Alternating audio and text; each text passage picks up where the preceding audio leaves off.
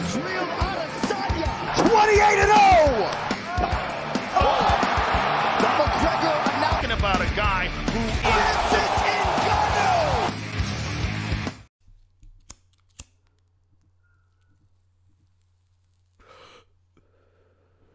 My homies.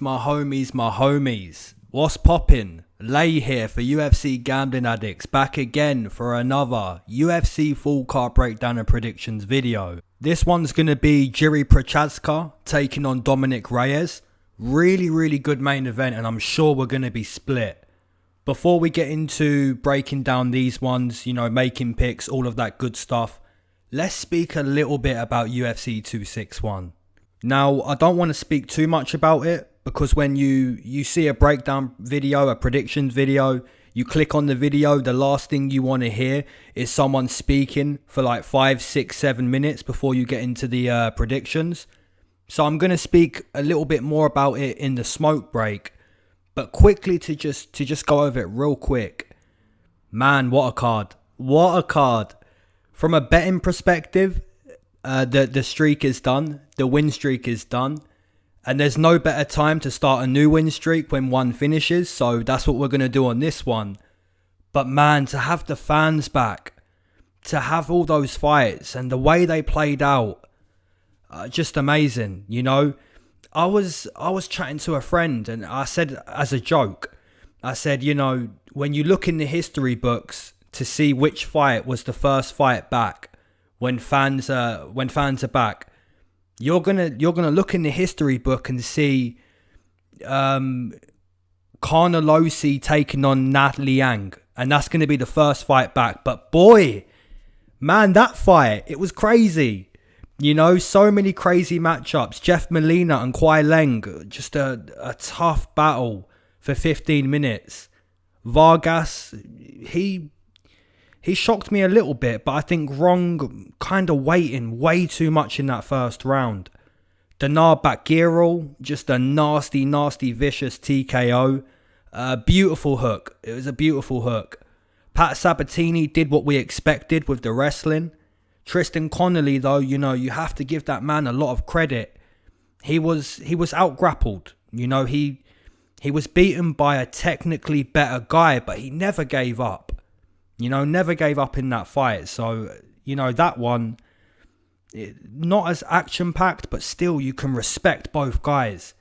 Brendan Allen and Carl Roberson, that was a good one. For some reason, Carl Roberson chose to try and submit Brendan Allen.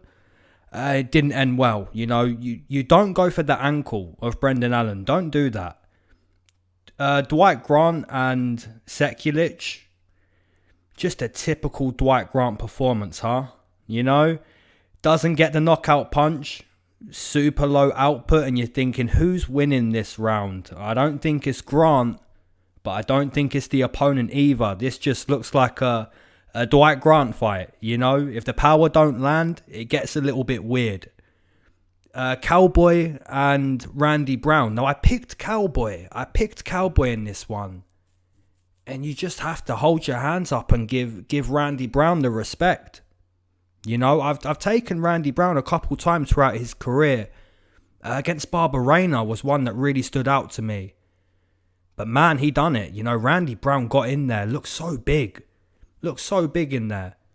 And to get it done with one arm, the one arm choke, you love to see it. You really love to see it. So yeah, I'm going to speak a little bit more about UFC 261 in the smoke break. Let's get into breaking these ones down, man. Let's go, guys. If you haven't head kicked the like button, hey, come on, let's go. Alright, we got Luke Sanders taking on Felipe Colares. This is probably a matchup you shouldn't bet on. In my opinion, it is a 50-50 pick'em. Luke Sanders is maybe the better puncher. He can grapple, although probably shouldn't in this one. Felipe Colares isn't exactly a prospect, but neither was Nate Maness. And you see what Nate Maness was able to do at some point in that matchup. The point I'm trying to make is it's a pick'em. You know, it's 50-50. Luke is going to have good moments. I think Colares is probably going to have some good moments too. Gun to my head, I picked the Brazilian. But in an ideal world, there is no gun to my head and I just fade the fight and I don't bet on it. And that's what I'm going to do. The pick is going to be the Brazilian. I think he's fresher. He isn't the better puncher, but Nate Maness wasn't the better puncher and he clipped him. So, yeah, I'm going to fade it, but I'll take the Brazilian in this one. We've got KB Bhullar taking on Andres Michailidis, and we're going to start with KB. So KB comes into this matchup 0 wins, 1 loss inside the UFC. It was quite difficult to find tape on KB prior to that debut, but you see in the debut, he seems to be primarily a kicker. The hands are down low. He doesn't look like he's searching for a knockout punch. He looks like he's trying to tee off with some kicks. Andres Michailidis seems to be a good kicker himself. The only difference is, this man seems to be willing to put you out of a big punch. At least you can see that in the tape. You know, he does come for your head. And if he's not coming for your head with punches, if you look at one of the matchups he had, I believe against Fortuna, a former UFC fighter, spinning kick to the head. You know, really beautiful technique, set the opponent down. So the real difference, in my opinion, is one guy seems to be way more violent than the other. Now, I'm not going to say that KB Bhullar can't kick. You know, he looked like he wanted to tee off on Tom Breeze with those kicks, but the power jab down the middle, this one just seems one guy is more violent, you know, and I think that's Michailidis. So I'm going to take Andres Michailidis via TKO in round number 1. Sam Hughes taking on Loma Lookboonmee. I'm pretty confident on how this one goes down. Or at least I believe I can see how both fighters win. Sam Hughes, she's 0 wins, 1 loss inside the UFC. I remember taking Tecia Torres TKO. I believe it was plus 500. Tecia had no TKOs previous to this fight. And I just felt, you know, if she's going to TKO anyone, it's going to be Sam Hughes, you know. And that's no disrespect to Sam Hughes, because this girl is just starting out. You know, she's had like 6 or 7 pro fights. And to get Tecia Torres in your debut, you know, completely thrown into the deep end. Sam Hughes, I believe, is going to grapple in this matchup. She should grapple. You know, the game plan has to be grapple. Because if she doesn't, she could get TKO'd again, in all fairness. For those of you who don't know much about Loma Lookboonmee, let me be the first to tell you, this girl is a Muay Thai master. Her Muay Thai is very, very high level. So, knees, elbows, kicks, body kicks. She can do it in the clinch too. You know, you come into that clinch, she's going to elbow you. She's going to knee you. She can trip you too. You know, this girl is a Muay Thai master. Now, the game plan of Sam Hughes, like I said, it has to be grapple. It has to be grapple, because if it's not, I can't see her doing much in this fight. It has to be grapple. Loma Lookboonmee, her game plan simply needs to be, I don't want to get stuck on my back. I do not want to get stuck on my back, because if Sam Hughes puts me there, she's winning the round. She's winning. So it's going to be one or the other, as it always is, pretty much. I'm going to side with Loma Lookboonmee.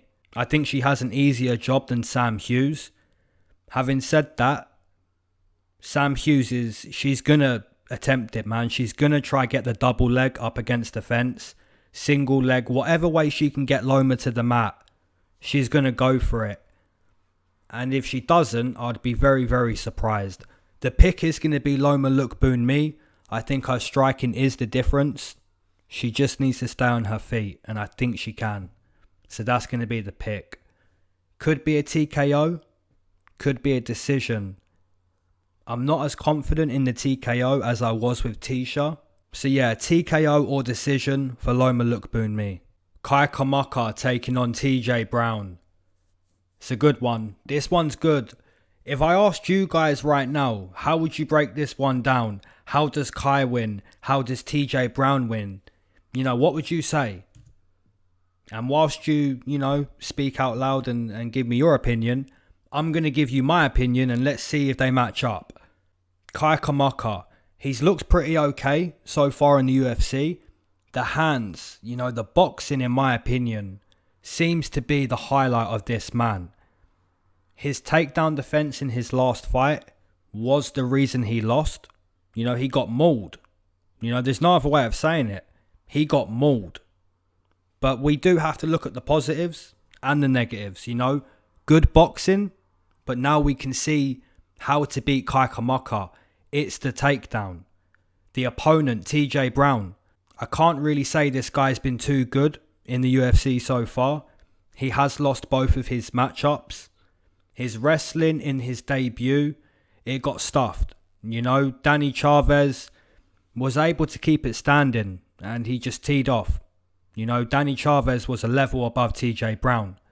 Now against Griffin, I want to give TJ Brown some credit because he did get the takedowns. He got multiple takedowns.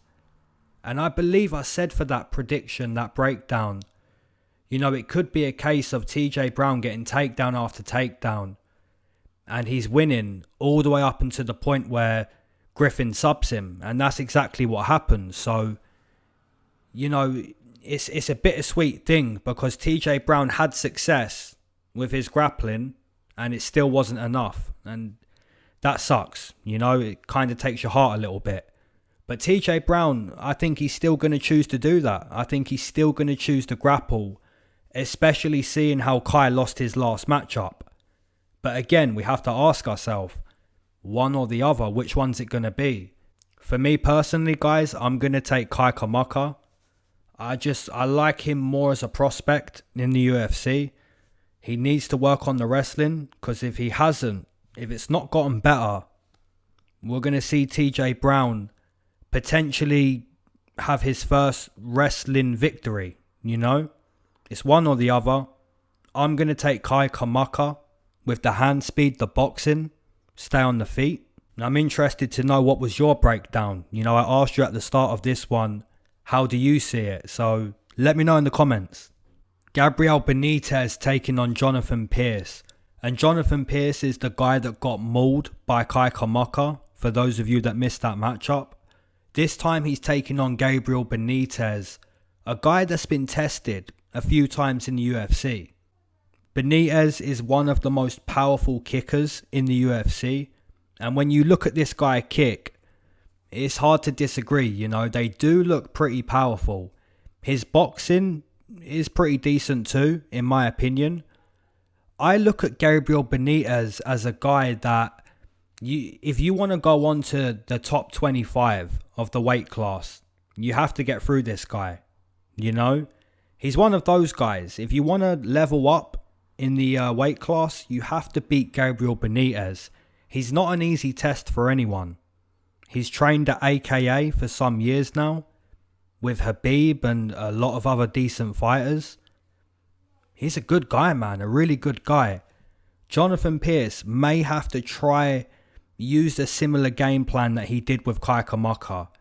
Because if you look at this one with the striking, I do favour Gabriel Benitez. So maybe Jonathan Pearce looks to grapple again. But then you're faced with, is Jonathan Pearce going to have success or not with that game plan? It's hard to say that he's not gonna. It's kind of hard to say he's not gonna when you see how good it looked against Kai Kamaka. So yeah, you're faced with a tough one again. I'm personally going to go with Gabriel Benitez. I like his experience. He's a powerful kicker, a good boxer. Just a well-rounded guy. A tough test for anyone. I'm going to say Jonathan Pearce fails the test. I'm not confident in saying that though. I'm not confident, but that is going to be my pick. I'm going to take Gabriel Benitez to pick up points in the striking. Maybe win a decision here. Randa Markos taking on Luana Pinheiro. And we're going to start with Randa. Randa is primarily a grappler, a wrestler. She likes to take you down. I do want to mention this, guys. Now, Randa Markos is the OG of the yo-yo. You know, she's the OG. Win one, lose one. Win one, lose one. And continue that pattern for years. You know, she was the OG of doing that. And it's gone away a bit. You know, it's gone away. She beat Ashley Yoder. Then she was supposed to lose to Amanda Ribas, which she did. But then she was supposed to beat Mackenzie Dern. Now, I know a lot of us took Mackenzie, despite the yo-yo win-loss. She lost, you know, the pattern broke. But then it broke even further. She lost to Murata too. She was basically out-grappled in that one. So yeah, the OG originator of the yo-yo, it's gone. You know, the win-loss is gone. But she could get it back. She could get a win here against Luana. But her chances, they're not high, to be honest. Because if you look at Luana, this girl has some good judo. If you come into the clinch against this girl, she just throws you to the mat. She throws you to the mat. Her striking, I wouldn't say it's super technical, but she is trying to take your head off. You know, she comes swinging in too. Whether you come crashing in trying to take her out or she tries to take you out, she seems to end up getting the throw. Or she seems to hurt you. You know, so I'm going to take the newcomer, Luana Pinheiro. But I do want to mention, Randa Markos may surprise us a little bit with, you know, you was expecting this girl to throw me. I've been wrestling a lot here. This is how it's going to be. She's going to be on the bottom. I'm going to be on the top. That's the only thing that I would expect from Randa Markos. But again, you know, like I said, the chances of that happening, it's not super high because Luana can grapple too. She likes to throw you about. So I'm going to take the newcomer, Luana. But yeah, kind of disappointed with Randa Markos because you expect the win-loss to continue. But, you know, she's out of that now. So I'll take the newcomer. Alright, my homies, you know what time it is.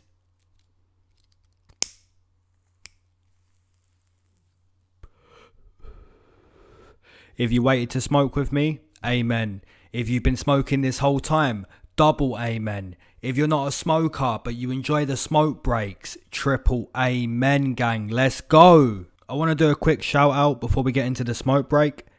Shout out to you guys. Yeah, amen. If you're a subscriber, amen to you.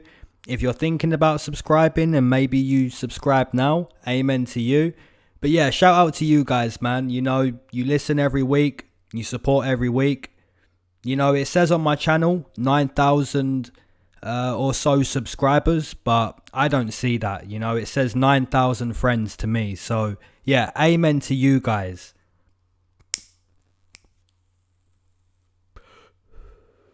Right, let's speak about the rest of UFC 261. Alright, we have to do it. The main card, right, it starts with Jimmy Crute and Anthony Smith. A lot of us were taking Jimmy. You know, let's be honest, a lot of us were taking Jimmy. I know a few of you guys were taking the Lionheart too, so shout out to you guys. It was a good one though. You know, for the time it lasted, it was a good one. But the ankle went, the leg went. And Jimmy's a warrior, you know, he wanted to continue, but the leg went, you know, the leg went. What can you do? Now, I didn't know at this point God was warming us up. I didn't know. You know, I didn't know what was in store next, you know. That ankle injury for Jimmy Crute, it was a warm-up. You know, God was testing us. He was checking, all right, how sick are they going to be? Let me see. Oh man, they're gonna be sick. Oh, they're gonna be sick. If they didn't like that one, oh boy. Oh, you know, shout out to Chris Weidman. You know, I hope he had the surgery and all of that. It was nasty, guys. It was bad. It was really bad. You know, you hate to see that. You hate to see it. It's one of those moments inside the octagon where it's just I had to look away. I can't see that. For me personally, guys, the ankle injuries have always been the worst for me. I can watch you bleed from your ear, your eye, I can watch bad things happen to your face. You know, I can I can watch bad injuries, you know, the body kicks, the calf kicks. But when I see your ankle go, if you can't stand on your ankle and I see it rolling around, yeah, like the bone don't work. Nah, bro. For me, the ankles are the worst one, guys. You know, the Jimmy Crute one was bad enough for me. But then to see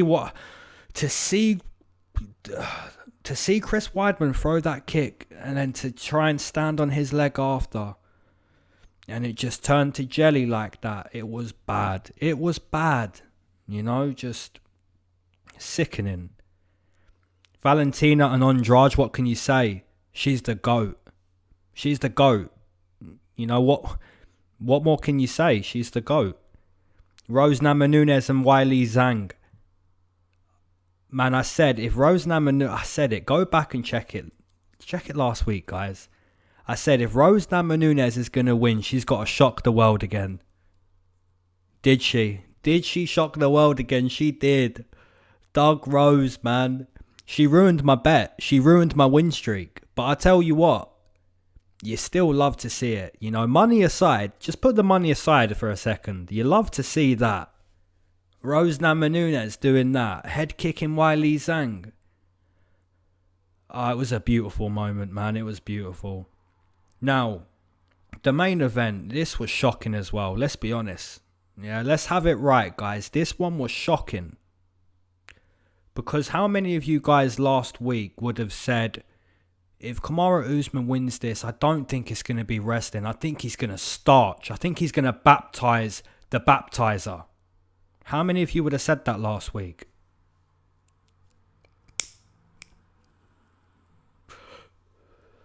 Not me. I wouldn't have said that. I didn't say that. I said if Kamaru Usman wins this, which I think he will, it's going to be repeat. It wasn't repeat. He baptized him. It's shocking. Just nasty. He's getting better. He's getting better. I want to give a shout out to Jorge Masvidal as well. Yeah, I'm a big fan of this guy. The way he took that loss, you know, so much class. So much class. You know, he said, he sold it to me beautifully. That guy's got my number. You know, he even went on the next day to say, I'm a fan of that moment. You know, just beautiful technique. How much class does Jorge Masvidal have? So much. I tell you, so much. But yeah, guys, UFC 261. Oh boy, that one, from a betting perspective, it wasn't good for me. But I tell you what, from a viewing perspective, just watching these fights happen.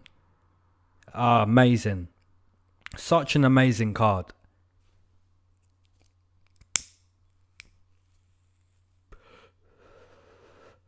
But yeah, if we can have no ankle injuries or no leg breaks on this card, that would be great. It's funny though, because you know a few weeks ago, I don't know if you guys remember, I'm sure you do, because you watch week in, week out.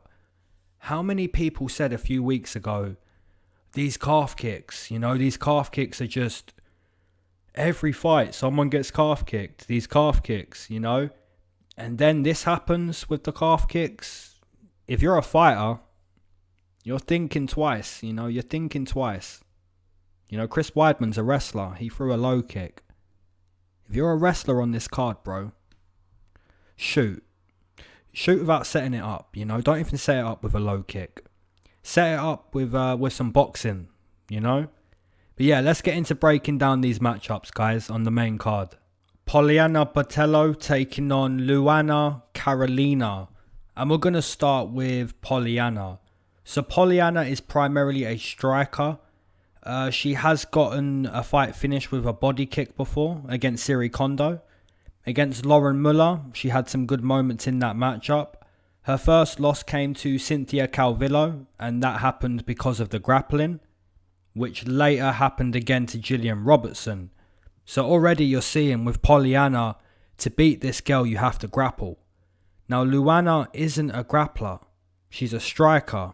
She actually got knee barred by Lipski in her last matchup. So, yeah, I'm more confident on Poliana in this one. I think she's probably the better striker. And maybe the better grappler in this one too. You know, she's not really the better grappler in any matchup. but maybe she is this time. So I'm going to side with Polyana. Not super confident, but I do feel more confident on that side. Merab Dvalishvili taking on Cody Stamann. This one's a good matchup. Both of these guys are grapplers, they're wrestlers. Merab is pretty relentless. You know, if you've seen this guy fight before, he's relentless, man. If it's not the first takedown, it's the 8th takedown. You know, he's going to get you to the mat. The problem is he can't seem to keep you there. You know, I think he's got a little bit better at keeping you to the mat, but it still feels the same. You know, it feels like you'd have a way easier time in these matchups, Merab, if you could just secure the takedown. But instead, he likes to get one takedown and another and another and another, and it's relentless. You know, you've got to give him credit for the gas tank. To get that many takedowns in a matchup is pretty difficult. Probably more difficult than securing one takedown, but that's how Merab is. He's relentless. Cody Stamann, this guy is a good wrestler. He doesn't set up his takedowns with low kicks. He sets them up with boxing. The forward pressure this man has with his boxing, and then to level change into the wrestling. Cody Stamann is a good fighter, man. But we've got two conflicting styles. Both of these guys like to take the opponent to the mat. And I think if you had to pick one who did get the takedown, or several takedowns, I think it's going to be Merab. As for the striking though, if it does stay in the kickboxing setting, I think Cody Stamann is going to tee off with some boxing. So yeah, Merab should be wise, level change multiple times if he needs to. And that's what I'm going to go with here. I'll take Merab via decision. Sean Strickland taking on Krzysztof Jotko. I like this matchup, man. One of my friends, his favourite fighter is Sean Strickland. Said no one ever. But yeah, man, that's why I like this matchup. Because I know my friends are going to be watching, rooting on his favourite fighter, Sean Strickland. He tuned in. He doesn't watch the sport religiously like us, but he has started to watch, right? And when you start to watch for the first time, you know, your favourite fighter gets picked quite quickly. And my friend sees Sean Strickland talking to Jack Marshman, right? You guys remember that? The way he was shouting at Jack Marshman, why won't you go down? Just, you know, some of the stuff he says against Jack Marshman, you got to go back and watch it. Really funny. But yeah, man, let's talk about Sean Strickland as a fighter. This man has really good boxing. The output is really high. Super impressive output. I think Sean Strickland, man, he's an underrated fighter, but he's got a chance this weekend to get more recognition on his name. What he done to Brendan Allen too. The boxing again, it's underrated. Krzysztof Jotko. This man suffered a few losses a couple years ago, but he went to a sports psychologist, I believe. And to give him credit, you know, it's worked. You know, he's put together a few wins now, and he's looking better. He's looking better inside the octagon. Having said that, I think the win streak is going to end. You know, unless he can take down Sean Strickland and keep him on his back, I don't see him having too much success kickboxing. I don't think he's going to outbox Sean. If he uses the kicks on the back foot, as you do, you know, you crowd the kicker, take those kicks away. And I think Sean Strickland is going to do that. He's going to get in the face, look to score with the boxing. If he stays on the feet, this is his fight all day. So I'm going to take Sean Strickland. I'm leaning a little bit towards TKO, but a decision does seem quite likely too. Cutelaba taking on Dustin Jacoby. Very difficult prediction to make. Cutelaba, if you haven't seen this guy fight before, I know most of you have, but if you haven't, this guy is trying to take your head off. Inside the first round, he's extremely dangerous. You know, very, very dangerous. Outside of round one, not so much. And the reason why he's not so much outside of round one is because he goes 0 to 100 inside round 1. He does have a wrestling background, but doesn't really use it. You know, he's just looking to sleep here. Dustin Jacoby. This guy has utilised a nice low kick in both of his matchups in the UFC. He's primarily a kickboxer. Way better kicking than punching, in my opinion. He needs to basically kick Cutelaba, in my opinion. If he looks to trade hands with him, you know, get in the pocket, he could go to sleep. It's one or the other. I'm going to side with Dustin Jacoby. I've taken him in both of his UFC fights so far. And this one is a huge step up. It really is. But if he can utilise the low kick, who knows? You know, he could potentially stop Cutelaba if he can get outside of round 1. I don't think you should lay money on this one personally. Because if you're on Cutelaba, it may look good. It may look really good in round 1. But if he doesn't get the finish, you may be kicking yourself. Same thing with Dustin Jacoby. It could look good for 2 or 3 minutes inside round 1, but Cutelaba's still inside round 1 and he could finish it and he could just get slept. I think this one's going to be great viewing, but for betting, it's going to be sweaty. I'm going to go with Jacoby. Alright homies, co-main event, we've got Cub Swanson taking on Giga Chikadze, and we're going to start with Cub. So Cub Swanson, a veteran. You know, all of you guys know who this guy is. And if you don't, you can just type his name in. You can see a bunch of old videos, new videos. You know, Cub Swanson has been around the MMA game for a very long time. He's seen it all. He can do it all. Kickboxing, wrestling. You want to go to the mat, he can go to the mat. He can do it all. It's Cub Swanson. Now, is he in the prime of his career? No, he's not. Can he still win at the highest level? Yes, he can. I took Cub as an underdog to beat Kron Gracie. He done a great job. You know, this is MMA. It's not jiu-jitsu. And that's what Cub Swanson showed. You're going to stand and trade. I took Cub Swanson to beat Pineda. He done a great job in that one too. Kept it on the feet. Was able to show Pineda, you're going to need more gas than that to take me down. And he finished him. You know, Cub Swanson cashing as an underdog, looking good in there. The opponent, Giga. This guy is primarily a kickboxer. Really, really good kicking ability. You know, you kind of fall into the trap of, I don't know what's coming next, right? Giga will get you into that rhythm. He'll get you fighting his fight. You know, you don't know what's coming next. Now, you can beat this guy. The way to beat this guy was replicated on the Contender Series. You've got to take him down. However, he has got a good camp. King's MMA. He's training with guys like Benil Dariush. And you can see he has gotten better with the grappling. You know, who's been able to hold him down in the UFC? Nobody. Nobody has done it yet. And if you get the takedown, he gets back to the feet. Or he doesn't let you get a more dominant position. I remember Brandon Davis. A lot of people betting on Davis to wrestle. But it didn't happen. You know, Brandon Davis uses his wrestling and jiu-jitsu defensively. He couldn't use it offensively. Jamal Emmers, he also failed. He got the fight to the mat, but he got swept. And Giga done more work on top too. Omar Morales was in a kickboxing battle and he got schooled, in all honesty, by Giga. Jamie Simmons was the first guy to get finished by Giga with a head kick.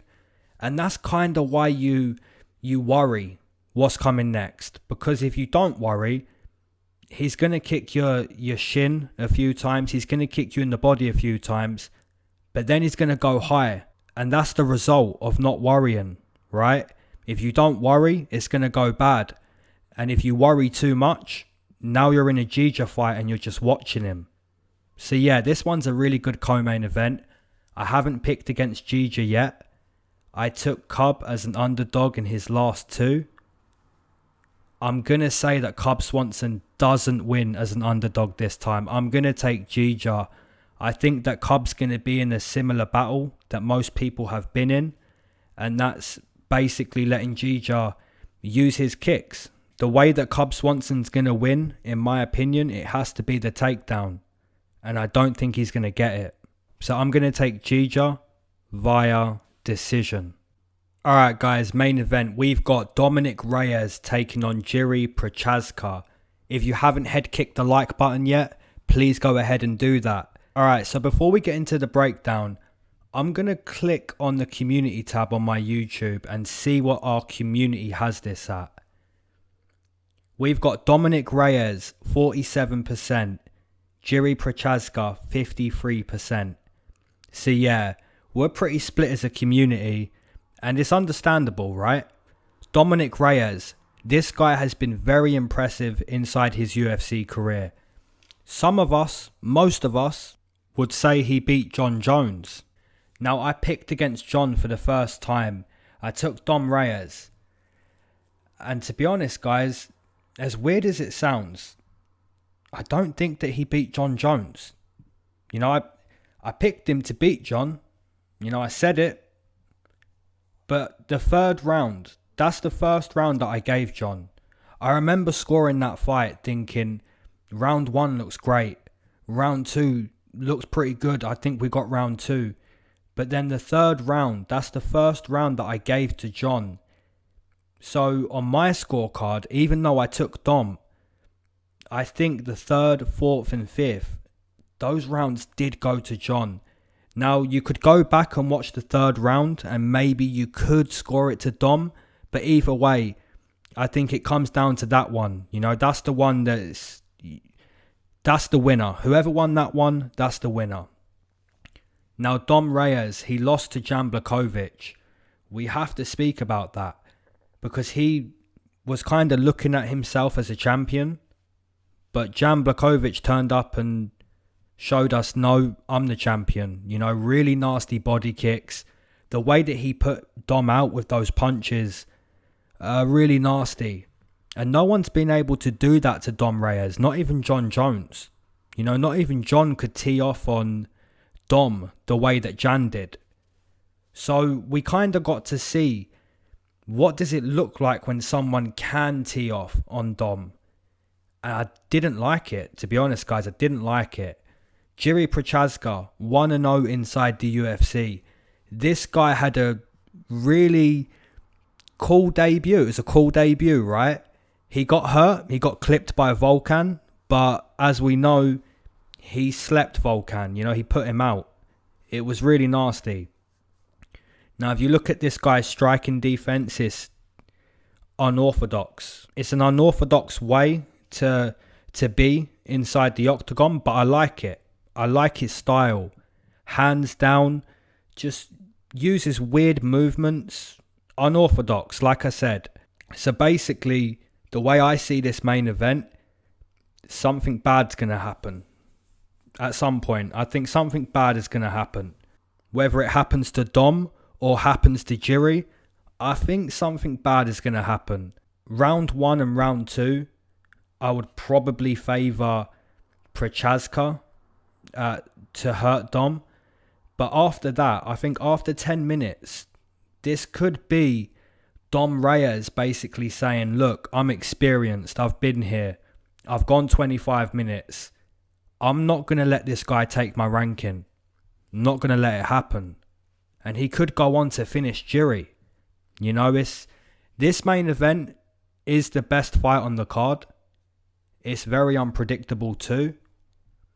But I'm going to pick against Dom Reyes. I'm going to go against him. I think early on in this matchup, if he can crack Dom, we've seen the result. But like I said, man, outside of that, outside of 10 minutes, be on the lookout for Dom Reyes, you know.